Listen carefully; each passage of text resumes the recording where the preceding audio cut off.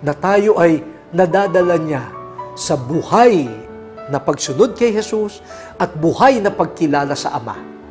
Yun ang buhay niya. Hindi pakabig, kundi akayin ng iba kay Jesus at sa Ama. Oh, what a wonderful life this Holy Spirit is giving us. Positively, it is life in Jesus and life in the Father. And negatively, it is life not for myself. Yan sana ang matutunan natin sa banal na Espiritu. At ikatlo po, nasimulan ko na rin lang naman, sa sulat ni San Pablo po sa mga taga-Roma, chapter 8. Sabi po doon, ang binigay sa atin ng Diyos ay the Spirit of adoption. What a life! This is the life that the Holy Spirit gives us. The life of being adopted children of God. So that we can say to God, Abba, Father. Tingnan ninyo. Ang ganda ng logic na inilapit tayo ng Espiritu Santo kay Jesus. Pinaalalahanan tayo sa mga turo ni Jesus. Upang, katulad ni Jesus, na anak ng Diyos, tayo rin maging adopted children. So the Spirit gives us a life of filiation. Gives us the life of the heirs of the kingdom of God in Jesus Christ. Magkasabay po yun.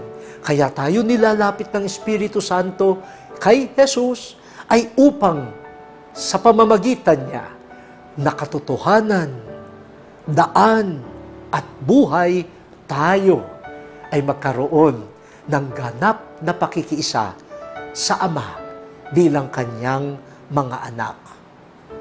Biruin nyo, minsan napapaisip ako, parang memoryado na kasi natin yung Our Father. No? Minsan di natin naiisip na kaya pala tayo nakakapagsabi ng Abba, Father, Our Father. Hindi yan dahil matalas pa ang memorya ko. Na-memorya ko pa ang turo sa akin. Okay, memoryado mo nga, pero nadadasal mo yan ng tunay bilang anak dahil sa Espiritu Santo. Tago na pagkilos ng Espiritu Santo, giving us life in Christ as His disciples, as His brothers and sisters, and life in the Father as His adopted children.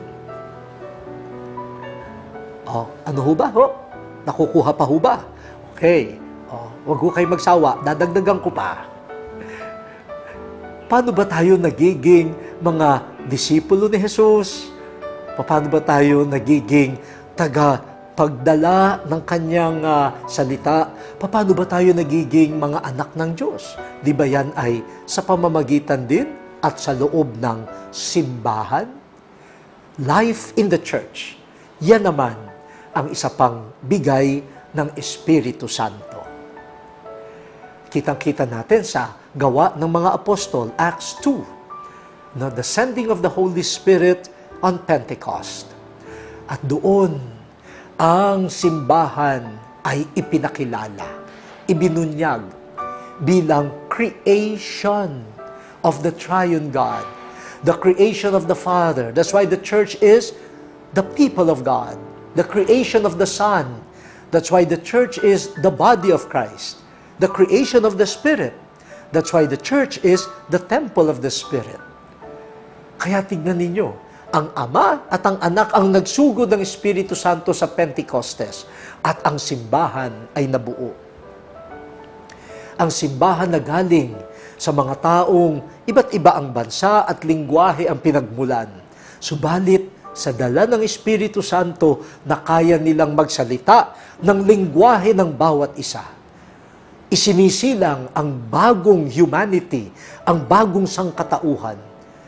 The Holy Spirit gives life to a new humanity where there is understanding, a common language of love, where people can speak the language of the other, where we could be one, where we could be intoxicated, lasing, hindi dahil sa mga alak at kung ano-ano, kundi dahil sa mas malakas pa sa alak, ang Espiritong nagbibigay buhay sa bagong sanlilikha. And this is the church. In the power of the Spirit, we are supposed to be the mirror of the new humanity, the redeemed humanity that has experienced the first gift of the risen Lord, the Holy Spirit. At yan po ay pinalalim pa ni San Pablo sa kanyang unang sulat sa mga taga-Korinto, 1 Corinthians 12, where the body of Christ is described as like a body composed of different members. But why are the members one body? Because of the Holy Spirit.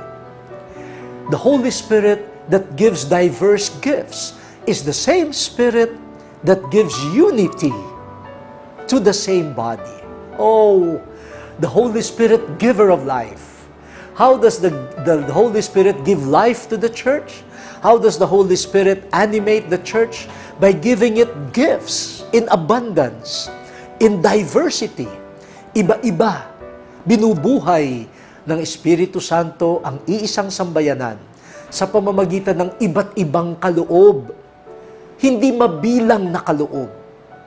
Pero, ang Espiritu Santo ito, very wise, alam niya, kapag iba-iba ang kaloob, iba-iba ang gifts, yung mga gifts na yan, minsan umuwi sa pataasan, pagalingan. At kapag umuwi na sa ganun, watak-watak na ang katawan. Kaya itong Holy Spirit, yung life na binibigay niya, diverse gifts, but also the unity of the diverse gifts. Para ang katawan ni Kristo ay nagiging isa. Kung ang mga bigay ng Espiritu Santo ay gagamitin for the common good, for the good of the whole body. Yan ang bigay ng Espiritu Santong buhay sa simbahan. Kaya nga sinundan agad ni San Pablo in chapter 13, ano sabi niya? Okay, I will show you the better gift. And what is it? Love. The life of love that comes from the Holy Spirit. Kung wala raw pag-ibig, kahit na may charism ako ng pananalita, kung walang pag-ibig, yung pananalita ko, ingay lang. Kung meron man akong gift of faith, na pati mga bundok mapapalipat ko, kung walang pag-ibig, yung aking faith, yabang lang. At yan ang nangyayari, pati sa simbahan. Namamatay ang simbahan kapag ang kilos ng Espiritu Santo, pag-ibig, na gumagalang sa diversity at nag-aangat ng diversity towards unity, serving the common good, yan ang buhay ng simbahan. Pag nawala yan, hindi na yata Holy Spirit ang kumikilos. Spirito na ng yabang, spirito na ng kanya-kanya, spirito na ng pataasan. Watak-watak ang katawan at patay ang simbahan. So kailangan natin ito. The Holy Spirit, giver of life. But make sure, no, yung life of the church, unity, diversity, common good, rooted in love, yan ang buhay natin. At panghuli po sa aking presentation, pero hindi ibig sabihin ito yung huling-huling salita. No? Ayon din po kay San Pablo sa kanyang sulat sa mga taga-Roma, chapter 8. And here we jump from the church, the life of the church, and the mission of the church to everlasting life. What we look forward to, the resurrection from the dead. Sinasabi po sa atin ni San Pablo na ang Espiritu Santo rin na tinanggap na natin sa binyag ay nandito sa atin upang gabayan tayo dito ngayon sa lupa at mabuhay na tayo sa Espiritu at hindi mabuhay sa mundo. Ito ang buhay na binibigay ng Espiritu Santo. Mabuhay para sa Diyos. Hindi na mabuhay para sa kasalanan. At dahil yung taglay nating Espiritu ay ang Espiritu na bumuhay kay Jesus mula sa kanyang kamatayan, ang Espiritu Santong nasa atin ay hindi lamang para mabuhay tayo kay Jesus ngayon, kundi para mabuhay din tayong maguli